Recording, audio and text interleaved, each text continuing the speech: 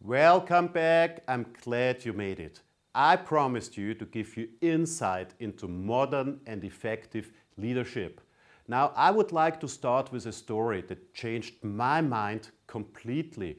I'm an expert in my field since 22 years. I have lots of experience. I attended many seminars to educate myself. I read 700 books on this subject. And now I had this experience. This changed my way of thinking fundamentally. And I would like to share this with you right here in the beginning. One of my clients, he owns an animal park, and he invited me and said, Andy, would you like to come around and have a look behind the scenery? And of course I said yes, because I love being with nature and I love being close to animals. So we had a nice tour there and we ended up feeding the elephants. So he gave me a basket of apples and I started to feed the elephants. So I had this herd in front of me. And they were reaching out with their trunks to get an apple. And this was quite an experience, really. And suddenly I realized one thing. There was one elephant cow standing back. She was smaller and she was not so hungry. So I asked, is something wrong with her because she doesn't want to eat? And he said, no, Andy, she is the leader of this herd. And I said, I don't understand. These ones are pushing forward. They want to get as many apples as possible. And that one standing back, why is she the leader? And he said, because nature designed it that way. Have a look, Andy. She's calm, she's peaceful, she still gets enough apples for herself, while these ones are scared, they are aggressive, they want to get as many apples as possible. Their trunk is everywhere. Their eyes are nervous. And this is why she, standing back, is the leader and this is the herd. Now, what does this have to do with our leadership training? Very simple, and I get you right into this. So let's start by doing this. The number one step to effective leadership is definitely yourself. So it's about your personal success. What does this mean? Well, it all has a very concrete meaning. I mean, it's about your behavior, it's about your rules in life, it's about the way you think up here, and it's very strongly about how you react to certain situations in life. Let's face it, I mean, how do you react if you get rejected for a good idea? How do you react if someone does not agree with you? How do you react if you're in a rush and someone stops at the traffic light in front of you and doesn't move on because the light is not on red yet? So how do you react in certain situations? This is very important. So what we have to find out, do you carry some reactions within you that might limit you on your way to success? This is the important question in life. What carries me on and what limits me? So this is a process we have to start thinking. Now, why am I so fond of this, that it's working? The very first step in life to change anything is always awareness. Once you know that you have some limiting beliefs, some limiting reactions, you can now start to change them. How can you change them? By doing something differently, instead of doing the same over and over again. This does not work in life. This is ridiculous. If you think you can do the same over and over again and achieve a different result, then you are wrong. So how can we change certain limiting beliefs? Yeah, this is very important. And by the way, most of the time, there are two ways of how we react. Either we push or we pull back. Now, sometimes the push might be very good. Sometimes the pulling back might be very good. So it's out to everyone else, because we are all individuals, to decide what helps me and what limits me. So this is the first step, awareness. Awareness. Get better results by knowing your habits, your reaction habits to certain situations. Number 2, what do you think? It's about time management. Very important.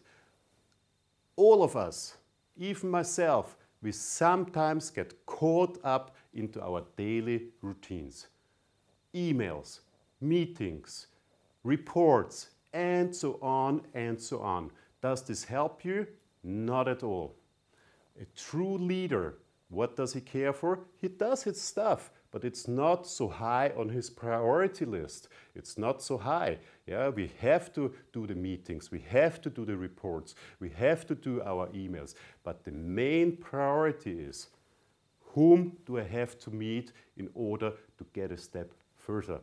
Number 2, are there new possibilities out there? Where can I look around? Where can I find something that I can improve or do better? And number 3 is, of course, planning your free time. You know, being relaxed, staying calm, caring for your health, caring for your relaxation is very, very important. And the 4th thing is, of course, prevention. What can I do in order to prevent certain circumstances in life? This is the main task as a leader. So on your own time management, find time once a week, every day if you want. Find time, whom do I want to meet? Are there new possibilities out there that we might be able to implement into our project? Or how can I plan for my spare time, for my relaxation? Very important. If you don't plan, you will burn out. And this is something you don't want in life. And the last one is, what can I do in order to prevent mistakes? Yeah, prevention, very important thing. And the 3rd part of personal success are your own goals. Yes, your own goals. What do you want to achieve in your life? And we go very deep into this. Yeah? It's not about business, everything. Everything is about yourself. It's about your relationships, your friends, your partners, your family, your relation to money, and so on and so on. How far may someone push you, and so on and so on. By setting your own goals, you will set your own values and beliefs. This is very important. So this is about personal. Think about it. Think about it. What are your goals? Are you doing your time management well? And how can you change certain patterns in your own life? Number 2, a leader. What is most important to a leader?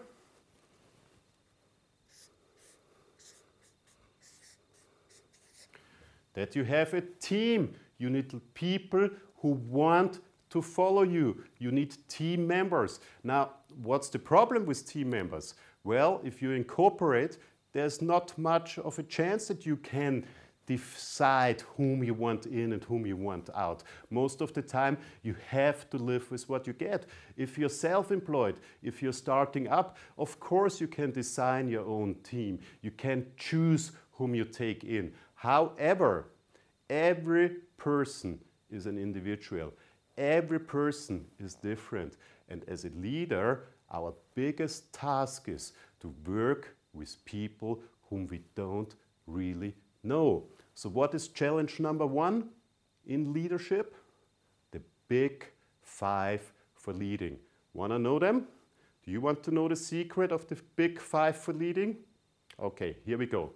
Know the personality, know the lifestyle, know what they carry in their heart. This means know what they will be fighting for, know their relationships, and know what are their dreams. So I repeat this, the personality, the lifestyle, their relationships, what's in their heart, and what are they fighting for. This is so very important to know. Now, there's a challenge involved as well. You might know all these things, but you may not judge them. This is the most difficult part, trust me. Don't judge for what someone is dreaming for. Don't judge for the relationships that someone is living. Don't judge their lifestyle. Be proud of them, but only if you know this big 5 for leading, you know how you can work together with those people, because then you will decide the right tasks for them. Number two in team success is communications. Now, no one wants endless meetings. No one wants people who just talk and say nothing. So everything we have to define is how can we shorten our meetings, our communications, so that we can focus more on the daily tasks. This is very important. Yeah? How can we communicate? And one thing that I give you here, yeah, have a clear message for everything you say, number one, and be target, result orientated in everything you do. Where does this lead to? That you solve problems very quickly. You know, most of business is not about what we achieve. It's how we can solve problems very quickly, because problems are part of life. Problems are here. Yeah? Whatever we do, we will face a problem in life. Now, do I get stuck because I have a problem? Of course not. I push forward. I find ways how I can solve this problem. And this is important in your team. And when I talk about communication, yeah, it's also, if we have a good team, if we care for the communication, certain values will grow. This is part of the team success as well. What is the mission statement of your team? Very important. The team mission statement. Sit down with your team. Ask them, why are we working for? How do we want to work? And what do we want to achieve? These are the three things. Yeah?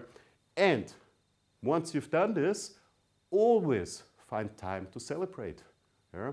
A good team knows how to celebrate. And honestly, most team leaders, they forget to celebrate because they're so pushy. They are so much after the target. They're so much after the money. And then they forget to celebrate and the team members get upset. This does not work in life. Celebrate, celebrate, celebrate. Everyone wants to have fun in life. Me, you, and our team members. They want to have fun in life. And the last point for team success is a strict commitment to learn. CTL, commitment to learning. So I try to create an environment where people can learn, where they can improve themselves, you know. And it's not about my learning, it's about their learning, that they can share their learning. This is very important. So get a library, design tasks about learning, and get people wiser up here, and then they will be more powerful in their heart. Now, also here, a little secret to all of this. What is real success in life? Do you want the real success? It's called repertoire. You know, success means that you are flexible, that you have many possibilities to sorting out a problem, a result, or whatever it is. That I have a lot of possibilities on sorting this out. We'll have a blog on this later on in the section down here, where I will talk about conflicts. And one of the main things about sorting a conflict is to have quite many ways of sorting these problems, yeah? Of sorting a problem in your pocket. Very important. If I have 5 to 10 possibilities how I can sort a problem, my life will be easy and I will be way ahead of the other person who might not have this in their mind. So that's about team success. I sum this up. Know your members, very important. Know how you can speak with them, know how to assign tasks to them. By the way, if you have a problem with one of your team members, if you're not satisfied with what they're doing, what are you doing first always in life? You have a one-on-one talk. One-on-one talk, and you find out if this person wants to improve. And once this person says, yes, I would like to change something, then you will be of support on the side. Number 2 is the communication and how solution-orientated your team can think. This is very important. You are the leader. It starts here. It starts here. If you are solution-orientated, your team will be solution-orientated. If you are a thinker of saying, listen, problems are here to sort them out, your team will do the same way. So I get back here. If you are in peace, in harmony, in sync with yourself, your team will be the same. Now the last one, this all does not help if you're working a lot, if you're in peace with yourself, if you have great team members around you. What do you think is the last one? This is so very important. If you're in corporate or if you're self-employed, if you're starting up, if you're building up your own team, you have to make what you're doing public. So it's called public success. Public success. This is the most important part. You might call it marketing. I call it intellectual communication. Yeah? Getting people what they really need. We will have a program that will help you on getting better on this. But what am I saying here and what is most important? Everything is about the message you want to deliver to people. Yeah? So this starts. What is your message development? What is your message to a project?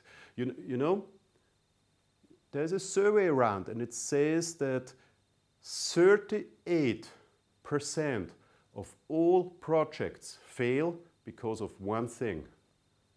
Because the people in the project don't know what the goal is. Which is very perverted, because the first thing you learn in project management is goal setting. And however, they learn how to goal set, but they don't communicate it. And if you don't communicate what you're doing, then people won't understand what we are working on or what we are working for. So your message is very important. That's step number one. Then your team has to understand the message.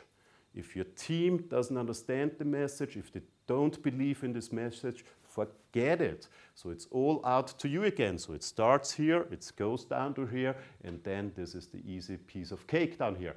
And once you have done all of this, what do we have to do? We have to hammer this message. Stay on track. Hammer this message. Stay on your message, at least for 3 to 6 months. Repeat, repeat, repeat, repeat, and don't get tired of repeating. Forget the intellectual approach. Life is simple, life is easy, and if you repeat things over and over again, people will understand it. Yeah? There's a survey around, and it says that people have to hear something 6 to 12 times until they finally wake up or understand something. It doesn't mean that they are doing it, but they understood your message when you say it 6 to 12 times. Yeah? So don't get sick and tired of hammering your message out there. Yeah? That's very important. And by the way, public success does not mean that you have to be a public speaker, that you appear on television or in interviews. No, no, no, no, no. This is part of it, of course. But public success means one thing. Everything that leaves my office is public. Everything that goes out of my office, out of my team is public. So we have to make sure that the messages are clear. So I hope you enjoyed this. Start with yourself. Start preparing yourself. What are your inner driven forces for your success? Then organize your team members. Get to know them. Know the big five. What's in their heart, what's their relationship, what's their lifestyle, what are their dreams, and what is their personality. Only if you know all of this, you will be able to work this with them on a better way. And the last one, hammer your message out there. And for this, you need to have a message first. So I hope to see you soon. Enjoy it. Lead your life. See you soon. Andy.